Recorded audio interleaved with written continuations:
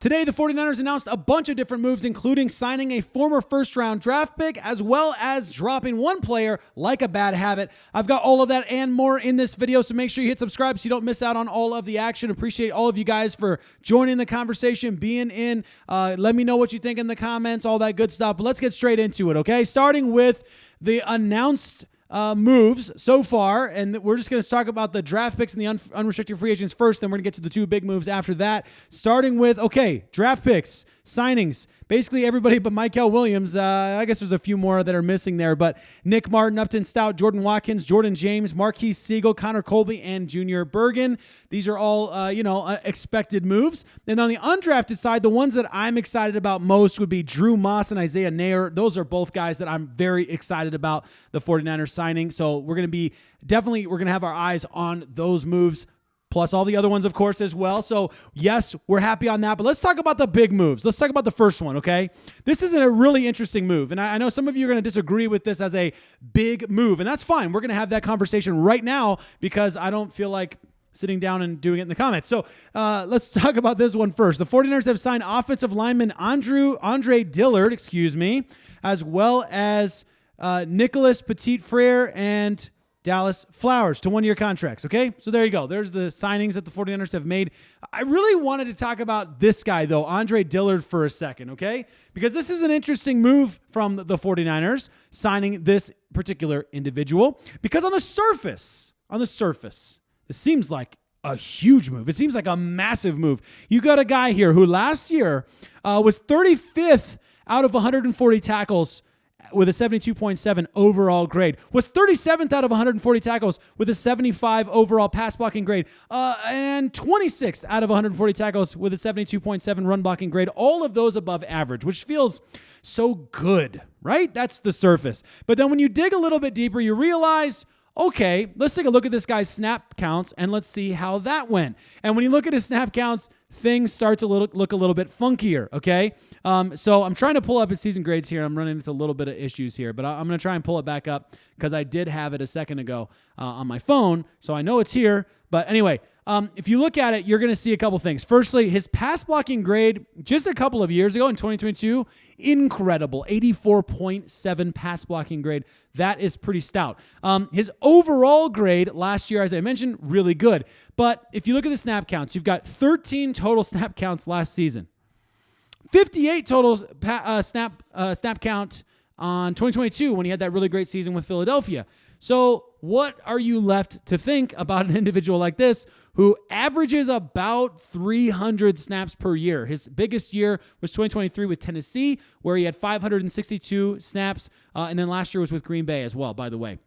So the Philadelphia Eagles drafted him, let him go a few seasons later. Overall, I'm going to tell you why I think this is a great move for the 49ers. I think this is a huge move, actually, because they're getting a guy who, yes, he has struggled to be healthy. I get that 100%, okay? I'm there. I understand that. However, you're bringing him in to be a different kind of player. You're not asking him to be the starter. I don't think so anyway. Now, some of you feel like Colton McKivitz needs to go now, but I feel like last season, he earned himself a shot to continue to be the right tackle this upcoming season. That's my personal opinion. You can disagree. But I think Andre Dillard is a perfect example of a guy who comes in, who can help out. He's not even the only guy the 49ers brought in. So there's a lot of guys that are going to be vying for positions. He still has to earn it. He has to prove himself. Look at what happened during training camp last year, guys. Look at what happened. We had all of these injuries on the offensive line. Dominic Puni, a rookie, ends up having to play in preseason and having to play with the ones all the way through the entirety of the season. You don't want to get in that situation. You don't want to ask players to have to do that. Fortunately for the 49ers, Dominic Puni did such a good job that it worked out and he didn't ever lose his spot. But ideally, you have enough guys on the offensive line, across the offensive line, throughout training camp that you don't get in that situation again. So I love the move from a depth perspective. I love the move from a challenging perspective. And I also love the move from the perspective that this guy knows this is his last shot. I'm just being frank with you. I mean, I'm sure he's going to bounce around to some practice squads. He's a former first rounder, so that gets you a little bit of leeway. But I have to believe that he knows his best shot is right here. Because if he has a great season, now you're looking at a 29-year-old guy, a veteran, former first rounder. There's a lot of belief in the guy who's been improving but has been injured. And if the guy gets a shot and does a really, really good job, then he's a great backup for Trent Williams. He's a great backup for Colton McKivitz, potentially, if he could play that swing tackle role. I haven't really dug too deeply on this guy and what he's previously done. I just think in general, I like this idea. I like this idea of depth. I like giving the guy a shot. I'm a fan of all of that. We don't know the contract details yet, so we'll wait and see how much the 49ers value him. But the other big move, this one, 49ers are waiving defensive end Drake Jackson. It's actually waived. Now it's done. With a failed physical designation per source, Jackson was the team's first pick in the second round of the 2022 draft. 4 of the 49ers' first 5 picks from that draft are no longer with the team.